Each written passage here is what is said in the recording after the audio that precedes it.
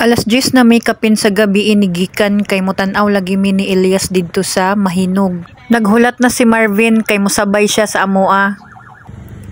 Pag-abot na mo sa Binaliwan, daghan na kayo nakapark nga mga motor. Layo-layo rami nakapark dito ra dapit sa Mahinog National High School. Hinay-hinay na dayon migbaklay dito sa ubos sa venue sa concert ni Elias. Pag-abot na mo, daghan na kaayog tao. Layo-layo na nga area ang daghan na gyud kaayog tao, puno na. Nisulod mi sa munisipyo kay basin pwede pa mi maka-insert didto. Pero maura gihapon perti nang daghan ng tao. Mangita na lang mig diskarte kung aha mi ani. Og sa among pagpangita sa pwesto nakita nako si Ma'am Raquel. Givideohan nako ang palibot sa mga tao, daghan kaayo. Wala pa'y labot dito sa pikas nga area. Sigun ra ni sa makuha sa akong kamera.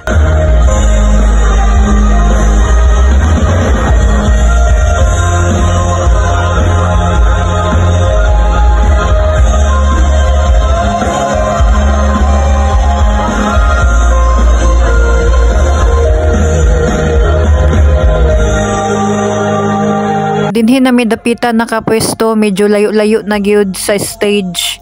So wala pa si Elias, naghulat pa mi ni Elias.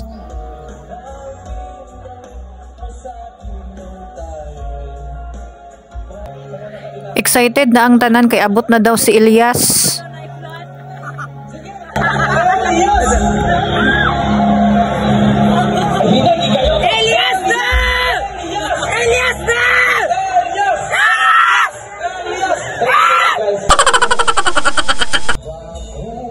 Isugod nagkanta si Elias pero wala pa siya sa stage.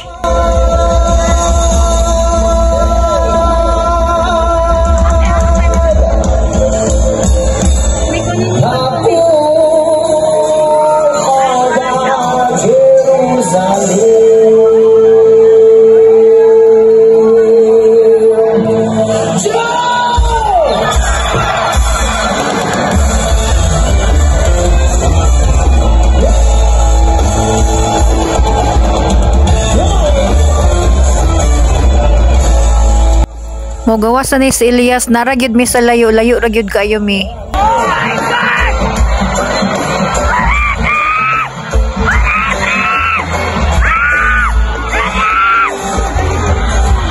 Grabe nang singgit ni Marvin.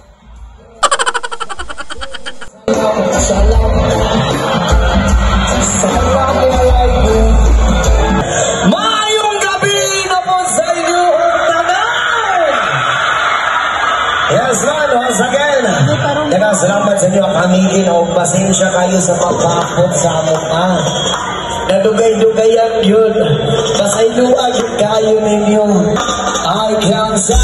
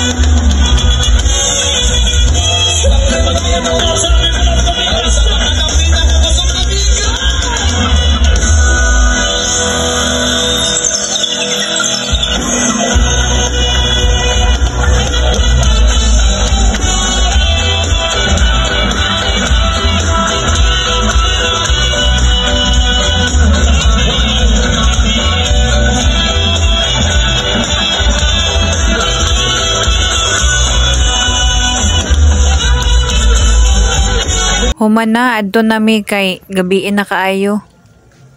Alauna nakapin. Abot na ko sa among kwarto, akong bana naghagok na.